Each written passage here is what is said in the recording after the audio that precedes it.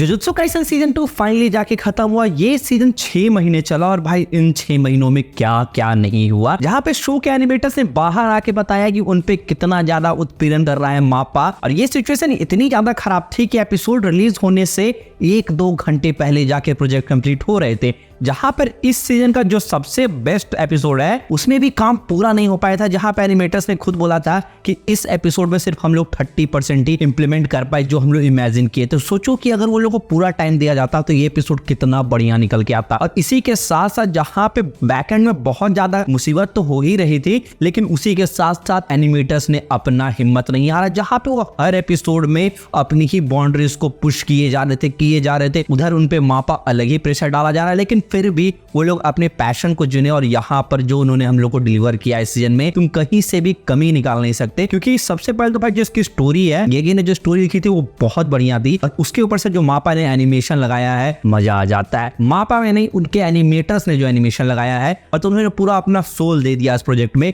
और वो तुमको दिखता भी है। मतलब मेहनत की है भाई, और मेहनत दिखेगी भी। और मापा को अब थोड़ा समझना चाहिए, जहां पे सीजन 3 उन्होंने अनाउंस तो कर दिया है, लेकिन हम पर्सनली चाहते हैं कि वो लोग थोड़ा टाइम दे एनिमेटर्स को, ताकि ये इस चीज को और अच्छे से एनिमेट कर पाए। क्योंकि सीजन 3 भाई इससे भी बढ़िया होने वाला है अगर एनिमेटर्स को टाइम मिला तो, जो कि हमको लगता नहीं है कि ऐसा होने वाला है। क्योंकि अभी मापा चेनसो मैन की मूवी लाने वाला है, हेल पैराडाइज सीजन 2 लाने वाला है, और भाई वो दोनों शो भी काफी ज्यादा मेहनत मांगते हैं। लेकिन अगर हम लोग जुजुत्सु काइसन पे वापस आए, भाई इसका सीजन बहुत बढ़िया रहा, जहां पे इस सीजन में हम लोग बहुत कुछ देखे। और लास्ट एपिसोड में जो चीज हुआ है वो तुमको थोड़ा समझाना पड़ेगा। तो सबसे पहले तो लास्ट एपिसोड में हम लोग के सामने आती है यूकी, जो कि गेटो के साथ अपना आइडिया शेयर की थी कि हम चाहते हैं कि हम कर्स नाम की चीज को ही खत्म कर दें और सिर्फ यहाँ पे ह्यूमंस रहे। और इस आइडिया को गेटो ने दूसरे वे में लिया, जहां पे वो ह्यूमंस को ही खत्म करने के मिशन पे निकला था, और वहीं पर उसको मिलता है सूडो गेटो, जिसका दूसरा नाम है किंजाकू। और हाँ, उसने गेटो के साथ एक पैच बनाया, जहां पर उसके मरने के बाद उसकी बॉडी को वो टेक ओवर कर लेता है। जहां पे स्टार्टिंग में तो उसने बोला था कि मेरा ये प्लान यही है जो गेटो का है, लेकिन यहाँ पर वो समझाता है कि मेरा प्लान कुछ ऐसा करना नहीं है, मेरा प्लान है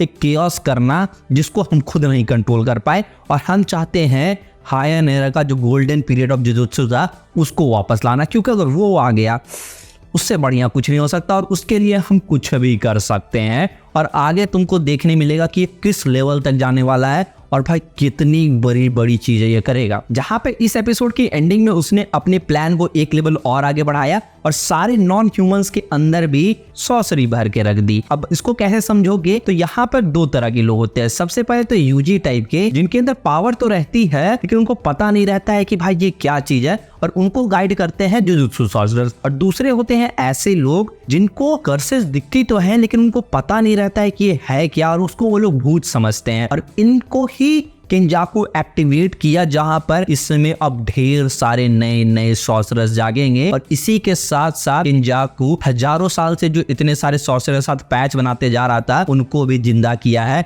डिफरेंट लोगों की बॉडी में। जहां पर एक की बॉडी हम लोग को इसी एपिसोड में दिखाई गई, तुमने सही समझा, मेगमी की बड़ी बहन की बॉडी में भी एक सॉर्सरर आने वाली है, और उसका आज बहुत पेनफुल होगा। क्योंकि मेगमी उस पॉइंट के बाद से अभी तक मांगा में भी रिकवर नहीं कर पाया है। अब वो सारी चीजें किसी और वीडियो में बात करेंगे। और यहाँ पर हम लोग को यूटा की भी एंट्री देखने मिल जाती है, जहां पर हायर 5 ऑर्डर देते हैं कि सबसे पहले तो गोजो को फरार साबित कर दिया गया है, और उसको बचाने से भी लोगों को मना कर दिया गया है। मतलब तुम समझ रहे हो कि गोजो भले ही अच्छा हो, सबसे ज्यादा पावरफुल हो, लेकिन हायर अप्स को वैसे लोग चाहिए जो उनकी मुट्ठी में रह सके। और इसी से रिलेटेड आता है गोजो का सबसे बड़ा स्टूडेंट यूटा, जिसको अब हायर अप्स कंट्रोल कर रहे हैं। जहां पे उसको वो पोक करते हैं, ये हम लोगों को पता है तुम कभी भी हम लोग के खिलाफ जा सकते हो, इसलिए तुमको प्रूफ करना पड़ेगा। और यहाँ पे वो प्रूफ कैसे करवा रहे हैं, यूजी को मरवा के। और हाँ, यूजी को जो मौत की सजा पे रोक लगाया गया था गोजो की वजह से, उसको भी हटा दिया गया है, और यूजी को मारने के लिए यूटा आ रहा है। और इसी के साथ साथ गोजो के जो प्रिंसिपल हैं यागा, उनको भी मारने का ऑर्डर दे दिया गया है, क्योंकि उन्होंने ही गोजो और गेटो को बचाया था।